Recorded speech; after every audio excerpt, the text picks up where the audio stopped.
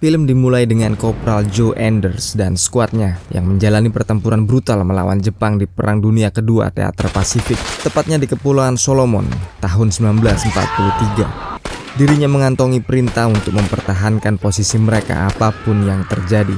Meski kini, Joe Anders dan kawan-kawannya sudah sangat minim amunisi dan jelas kalah dalam jumlah. Sampai akhirnya kawan-kawan Joe pun tewas satu demi satu. Tapi Joe Anders sendiri tetap menolak untuk kabur menyelamatkan nyawa skuadnya. Dan pada akhirnya Joe sendiri terluka karena lemparan granat. Tercatat dari 15 orang, hanya Kopral Joe Anders sendiri yang selamat.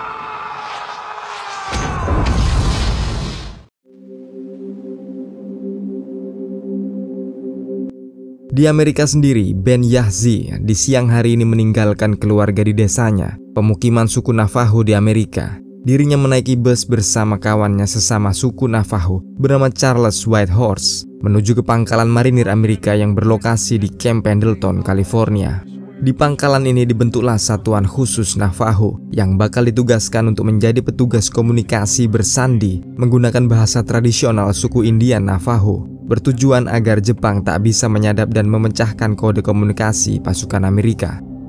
Mereka dilatih secara intens untuk sanggup berkomunikasi dalam bahasa Inggris dan bahasa Navajo, menerjemahkannya secara instan untuk kebutuhan peperangan. Dan mereka inilah yang disebut dengan wind talkers atau para pembisik angin. Sementara itu di tempat lainnya, kondisi Joe Anders semakin membaik meski dirinya harus rela kehilangan fungsi pendengaran di telinga kirinya. Di tempat ini pula Joe bertemu dengan salah satu suster bernama Rita. Meski Rita ialah wanita cantik yang menarik hatinya, Joe hanya punya satu tujuan, yakni kembali ke medan perang. Maka juga dengan bantuan Rita ini pula Joe Anders akhirnya bisa lolos tes kelayakan bertempur bagi seorang marinir yang telah terluka, menampik fakta bahwa telinga Joe sebenarnya sudah tak bisa mendengar.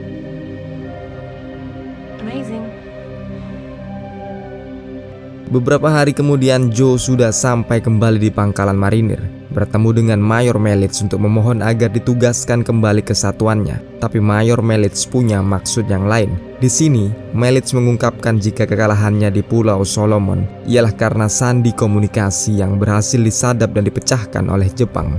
Maka dari itu, kini Joe punya tugas khusus untuk menjadi bodyguard yang melindungi petugas sandi Navajo. Misi yang langsung dibenci oleh Joe Anders karena merasa dirinya akan menjadi babysitter, meski dirinya kini dinaikkan pangkatnya menjadi sersan.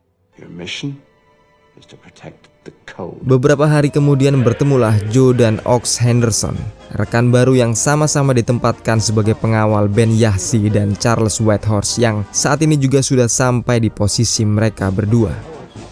Pada saat makan siang, Ben mencoba beramah tamah secara gugup dengan pelindungnya ini. Namun Joe yang sudah kehilangan banyak teman sebelumnya ini tak tertarik lagi berteman dengan Indian muda ini. Joe berusaha tetap profesional sebagai tentara, bukan mencari teman yang baru. Hingga beberapa hari kemudian tibalah panggilan bertempur yang sesungguhnya. Perintah datang dari pusat menerangkan jika mereka akan segera dikirim ke Pulau Saipan di Pasifik. Misi yang vital karena dengan menguasai Saipan, jalan mulus akan terbuka ke Tokyo karena saat ini Amerika berniat pelan-pelan menuju ibu kota Jepang tersebut. Briefing ini disambut optimis oleh para pasukan, meski ada beberapa yang merasa gugup. Demikian pula dengan Joe Anders yang tiba-tiba saja menyeruak keluar ruangan karena teringat sadisnya pertempuran Kepulauan Solomon.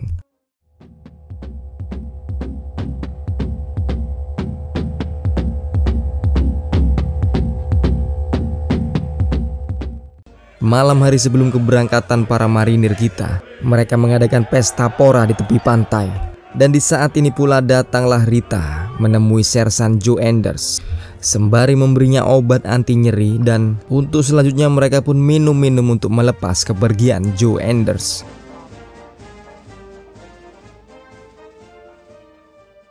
Berikutnya hari pertempuran benar-benar sudah tiba.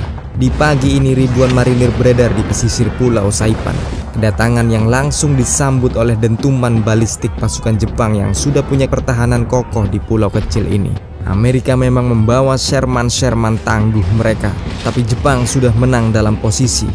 Dari atas perbukitan mereka memukul dengan artilerinya, membuyarkan gelombang demi gelombang serbuan marinir yang berada di bawah mereka. Dan masih dalam barisan yang lolos dari gempuran, Ox Henderson menempel ketat Charlie Whitehorse. Sementara itu Ben Yahzi terus dimonitor ketat oleh Sersan Joe yang segera menggiringnya lolos dari pertempuran jarak dekat. Sersan Joe sendiri bertempur seperti serigala kelaparan, menyandang Thompson-nya. Dirinya menyapu bersih tentara Jepang yang beredar di hadapannya. Performa kesetanan Joe ini didasari oleh tragedi Solomon yang dialaminya di awal film. Tragedi yang membuatnya kehilangan banyak kawan baiknya. Ben sendiri baru tahu kenapa Joe bersikap begitu pahit kepada dirinya. Semuanya hanya karena kebrutalan dan sadisnya peperangan yang telah dilampauinya.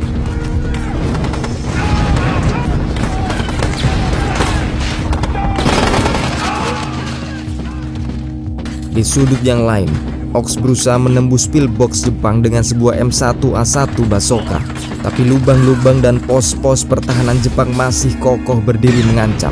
Dan di berbagai belahan pulau, Amerika terus menjadi bulan-bulanan dengan hitungan korban tewas yang terus menumpuk. Hingga tiba tugas sesungguhnya Ben Yahzi, yakni menyampaikan pesan berantai kepada Charlie Whitehorse, sebuah koordinat serangan untuk kapal marinir guna menggempur artileri Jepang. Jepang yang berhasil mengintersepsi pesan mendapat kesulitan kali ini. Mereka tak pernah mendengar lidah Indian Navajo sebelumnya. Ucapan-ucapan ini terlalu alien bagi mereka. Sebaliknya USS California merespon dengan cepat. Moncong-moncong meriam diarahkan sesuai perintah dan seketika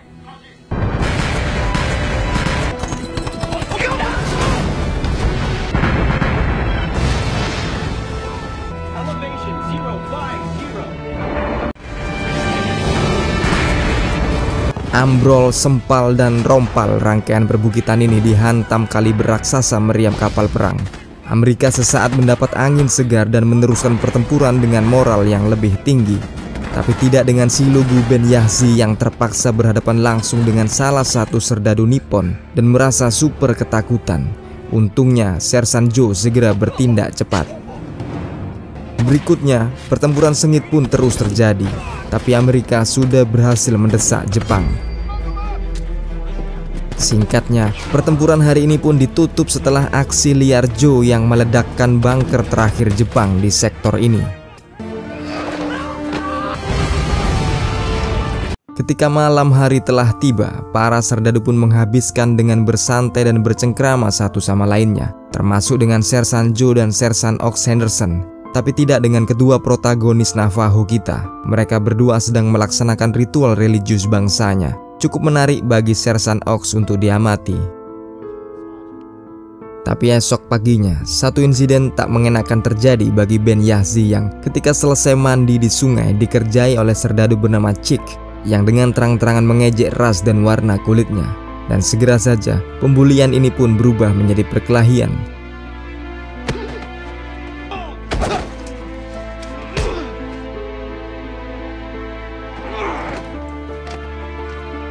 Sementara itu duo Sersan Ox dan Charlie Whitehorse semakin akrab dengan mereka yang memainkan musik bersama-sama.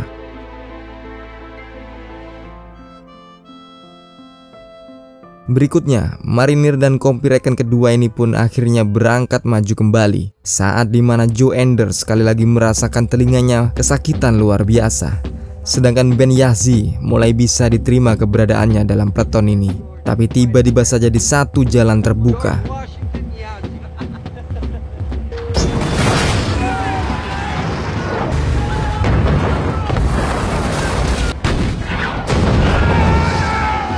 seluruh kompi menyangka serangan ini ialah kejutan dari Jepang.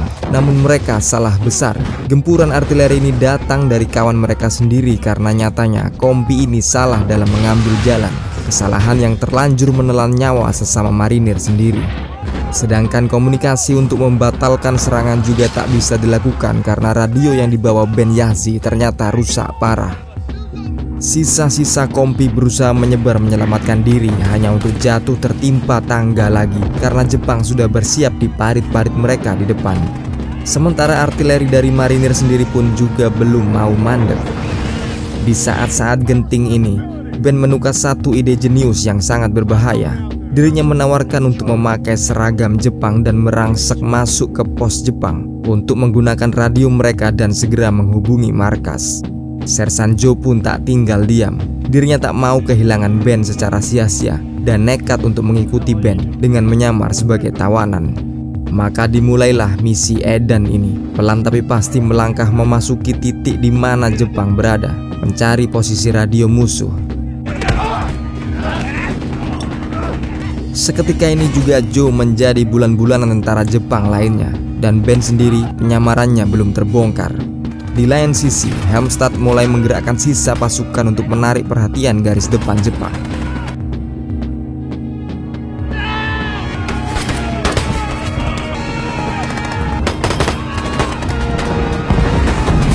Setelah cukup muak dipukuli, Joe pun segera beraksi. Dirinya menerjang masuk ke lubang perwira dan segera mengamankan area agar Ben bisa menggunakan radio milik Jepang ini. Barisan artileri pun segera diperintahkan untuk mengganti koordinat volinya. Kali ini benar-benar mentargetkan dan menumpas kandaskan pasukan Jepang yang tersisa hingga tanpa bekas.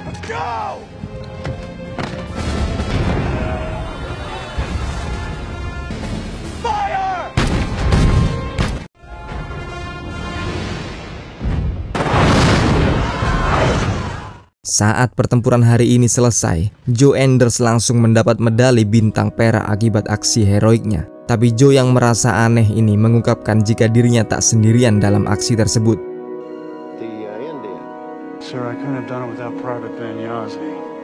Dan ketika superiornya ini pergi, Joe menyerahkan medali ini kepada Papas, menyuruhnya untuk mengirim medali ini ke istri Nelly, seorang serdadu yang baru saja tewas. Malam hari pun tiba sekali lagi. Joe dan Ben memutuskan untuk menghabiskan petang ini bersama. Mereka minum-minum arak beras atau sake buatan Jepang. Acara minum-minum ini pun berakhir dengan Joe yang mabuk berat dan berhalusinasi atas pertempuran-pertempuran brutal yang pernah dilaluinya.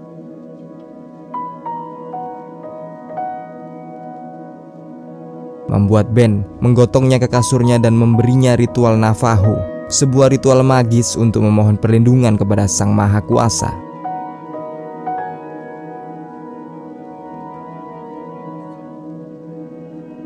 Keesokan harinya, para marinir maju kembali, mengambil rute mendekati pesisir dan memasuki pemukiman rakyat Jepang di pulau ini. Rumah demi rumah pun dimasuki, gedung dan bangunan dijelajahi. Hampir semuanya disatroni, tapi tak ada serdadu Nippon di sini. Berikutnya tak disangka Joe Enders merequest untuk lepas tugas, tapi ini request yang mustahil.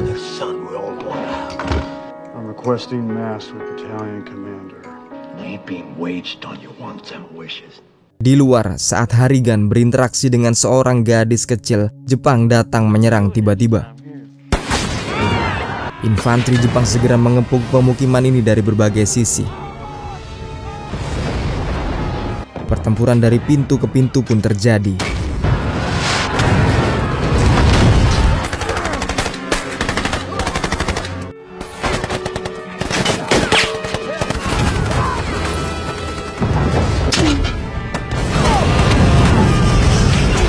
Dan kesialan menimpa duo Charlie dan Ox. Mereka dikepung dalam sebuah rumah dan Ox sendiri akhirnya menerima tusukan di perutnya. Sedangkan Charlie Whitehorse juga sudah terluka hingga akhirnya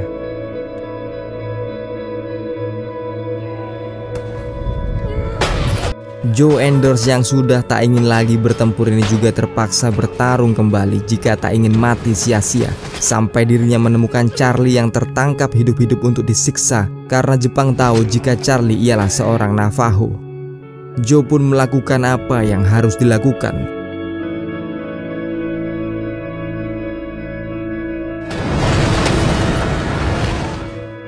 Dan saat pertempuran berakhir, barulah Ben tahu jika kawan baiknya Charlie Whitehorse telah tewas dibunuh oleh Joe Enders sendiri. Yasi segera menumpahkan amarahnya kepada Joe dan bersiap membunuhnya, tapi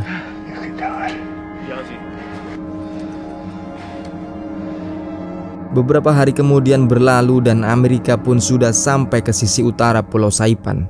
Joe Anders kembali menghadap Helmstad. Kini dirinya ditugaskan untuk bergerak maju ke perbukitan dan tebing-tebing terakhir pertahanan Jepang di pulau ini. Dengan catatan bahwa Ben Yahzee sebagai satu-satunya Navajo di kompi ini harus berada di sana untuk menyampaikan komunikasi rahasianya.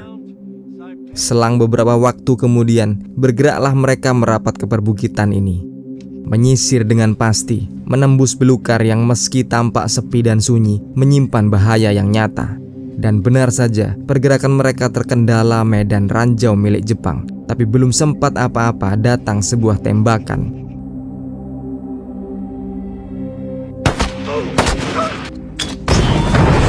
Joe segera tahu jika mereka ternyata sudah disergap mentah-mentah di tengah medan ranjau ini. Pertempuran sengit pun terus terjadi. Rencananya, mereka akan mengiringi konvoi divisi ke-8 di sisi lainnya. Tapi tak pernah ada yang mudah dalam perang dan kali ini pun Helmstad tertembak.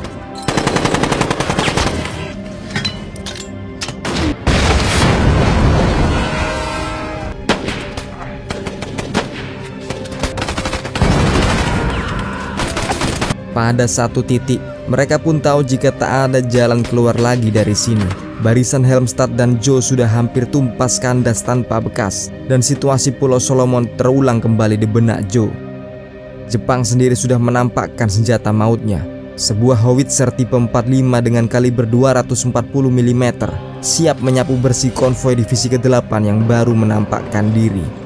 Di sisi lain, Joe yang tak ingin tragedi Pulau Solomon terulang, memastikan bahwa dirinya dan kawan-kawannya akan pulang dengan selamat dengan meminta bantuan serangan udara untuk sekaligus menyelamatkan posisi divisi ke-8.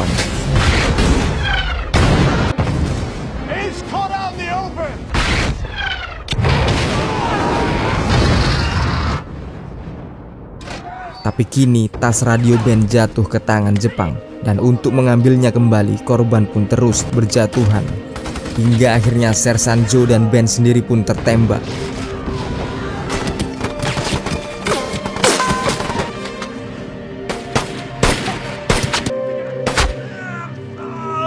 Tapi untungnya radio sudah di tangan. Dan dengan bahasa Navajo, Windtalkers ini segera mengabari markas, meminta pilot-pilot untuk membalaskan dendam mereka di padang ini. Tapi Jepang belumlah tuntas. Infanteri mereka terus muncul berusaha mengepung kedua orang yang sudah terluka parah ini. Dan di saat-saat terakhir, Joe Anders memutuskan untuk menggotong kawan Indiannya ini, berusaha kabur dengan cepat di tengah badai peluru. Sampai akhirnya pembalasan dari langit benar-benar tiba.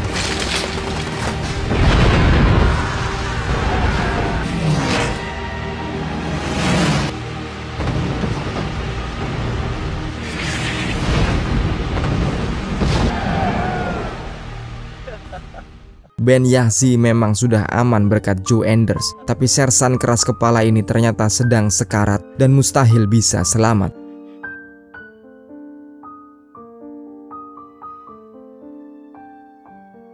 Kita maju di saat Ben telah kembali ke desanya di Arizona, Amerika Serikat. Dirinya melakukan ritual Navajo sebagai penghormatan terakhir kawan pelindungnya yang sampai mati menjalankan misinya, seorang pemberani bernama Joe Anders. Dan dengan ini, film pun komplit.